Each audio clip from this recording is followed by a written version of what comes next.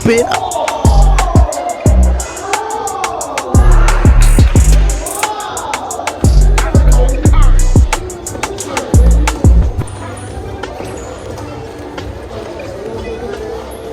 Stupid.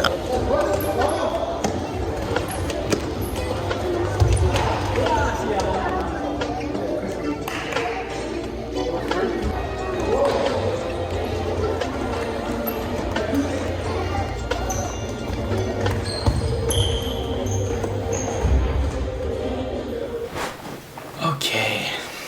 Well, I guess I'll start off where I left off, which was in Uruguay. I think the last video was when I was training with Jacob, and I think it was around October. So I'll just update you guys from there because I know it's been a very long time since I've really said anything. I really haven't been on social media for a while. So yeah, so after that video that I made with Jacob, we were doing trainings.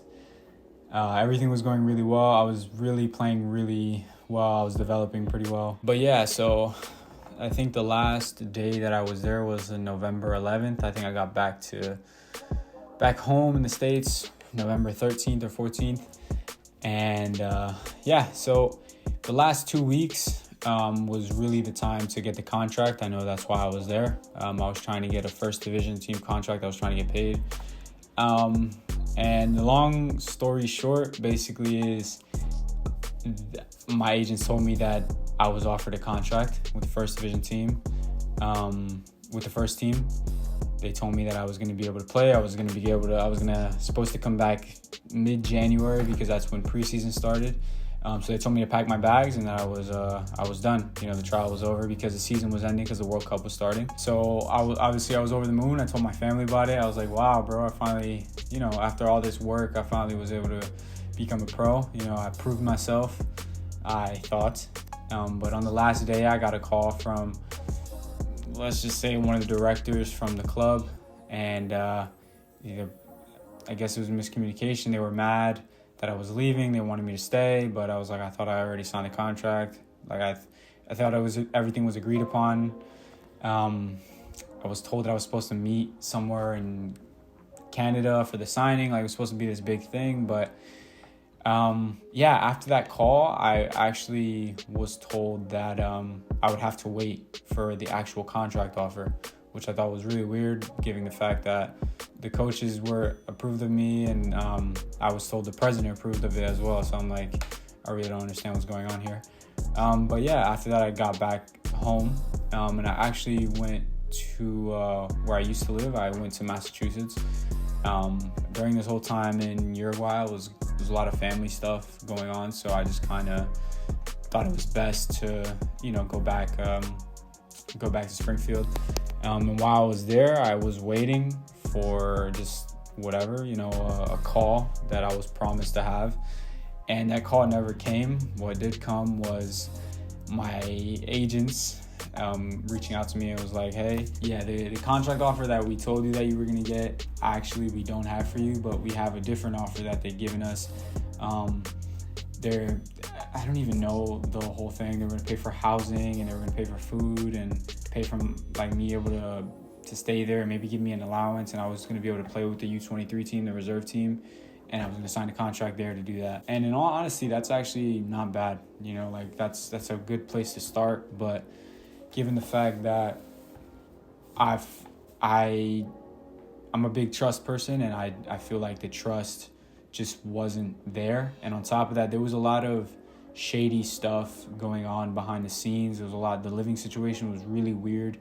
I don't even know if I can go into like too much detail about that, but yeah, there was a lot of decisions weighing on that. And on top of that, the fact that they just backed out of it and they kind of like rephrased the contract, like, oh yeah, this is what we wanted to give you, like the whole time was frustrating. So I declined it at that point. I'm doing nothing. I had no trials lined up because I thought that was it. You know, mentally, I wasn't there. It was just hard to train and stuff. I just wasn't in the right place. So I was like, you know, maybe I should go back to Jersey, start training there. maybe I can get my mind back set on things. And I did. Towards the end of December, I got there like 23rd or something like that.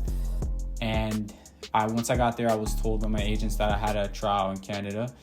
It was an open trial, so right off the bat, like, it's already like really difficult to make something happen. But I was like, you know what, might as well try. I really don't got nothing going on right now.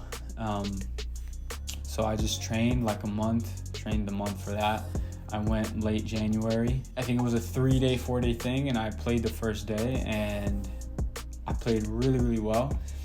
And then the second day, I played like 20 minutes, and within those 20 minutes, I pulled my hamstring, which was really unfortunate. But the thing is, they had us playing like 3 hours, 4 hours the day before. So like that already is like really difficult to handle with all the traveling and stuff. So yeah, I did my hamstring, and there was it was like a trial where like you got invited back pretty much. And I didn't even play the second day, and I still got invited back to the last day because they wanted to see if I had anything, and I tried to play through the injury, and it really hurt. I wasn't able to play, and they were like, hey, you gotta give it a rest. So I was really disappointed. I was like, man, I really blew my shot. My body gave up on me, whatever. I was really, really upset, even though I tried to like numb it by saying all the right things. I was really pissed. When I was leaving for the airport, I actually got a call from my agents, and they had spoke to the general manager, and they were like, yeah, he finished top of 150 kids that were there, 150 players. He was the best player that we thought was there. He fit the profile that we wanted because they were looking for a 10. So it seemed like everything was perfect. I was going to finally sign like a professional contract in Canada as well. I loved the city. I thought it was awesome. And then come to find out again that they were like, hey, because he wasn't able to play in the 11v11 and because he doesn't have a transfer market, we're not able to give him a full contract. But if he wants to play with our reserve team, and we kind of were in the same boat again. So, with these types of trials, and when you're someone like me who didn't grow up in an academy, or I started playing late, there's a lot of things in my story. It's very hard obviously it's hard to make it in general, but it's even harder when you start off the way I have. And you're already at a disadvantage. Those coaches, those general managers, the presidents, they're looking for reasons not to sign you. And that's the harsh truth. They don't want to sign you. And you have to give them all the reasons to sign you. You can't give them a reason not to. And my body gave them a reason not to. I wasn't in shape, I guess, enough, and I couldn't hold up for the trial. And then they started digging, and they were like, yeah, he doesn't have the credentials essentially to play for our club. So yeah, that left me pretty much in the beginning of February. I was really down. Yeah, I was like, you know what? I gotta reevaluate things because I was looking at it all wrong. And I was in a really bad spot with my relationship with God. Like, I just wasn't treating myself well. And a lot of it was because my motivations were all in the wrong places. Like, you don't realize it, but when you take a step back and kind of like dissect everything, everything you're doing, the training, the working out, you're doing it for like all these external motives that are negative. They don't help you, they don't benefit you. And that's what I was doing. I was putting so much pressure on myself to sign for all the wrong reasons, all the wrong, petty, immature reasons to sign. And it was almost like one of those like big aha moments. By the grace of God, I was able to just like kind of pick myself up and like really have a straight focus on what I was supposed to be doing.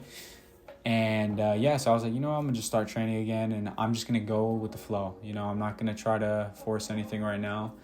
And I met one of my boys I was playing with, and then we had a big conversation, and that really motivated me to even like train harder. I mean, you saw a little bit of it today, but I don't even show you really everything. I've been having like 9 to 5 days of training. I wake up, I'll go train at like 9 or 10, get back, go do like this, like a 3-hour session, get back, go to the gym like for like an hour and a half, get back, do another session. Like, I've been working my tail off because I have a vision, I have a goal. So yeah, that brings us to now. So I've been working, and why have you been working, you ask? I'm actually going to be going back to Spain, which is really crazy how that works out, but there's a connection there, and one of my friends actually was able to help me get there. So yeah, I'm going to be going to Spain. I'm hopefully going to be able to do a little bit more videos. I haven't been really keeping you guys up to date because obviously I've been going through a lot of stuff, a lot of family, a lot of mental, just a whole bunch of things have been changing everywhere, so it's been hard. And on top of that, social media right now is not the place where I want to be, because like it really messes with your energy at times if you let it. Well, the camera is dead, so I'm just gonna finish what I was saying. I just want to help all you guys. I want to inspire you guys. Everyone has their own story, and that's what I want to show. With all the statistics, with everything, what everybody will say, the odds of this, you know what I mean? You got to just keep going by faith. You can't make your decisions based on fear. And that's what I want to show you. And that's why I'm going to Spain. It's another decision based on faith. So yeah, I'm happy to be back, back in the swing of things. As always, I don't know how much I'll be on Instagram, but you could always reach out to me there. I might be checking up once in a while, and if something does drastic happen, and highlights, I'll probably post that there, so go check out the Instagram. The TikTok as well is like different types of content, I guess, so if you want to stay up to date. But yeah, that's pretty much it. So if you watched, I'm happy that you were able to stick around, but like always, we just got to keep going little by little and just keep walking by faith. So I'll see you guys, I think in Spain. So I'll see you guys there. Peace.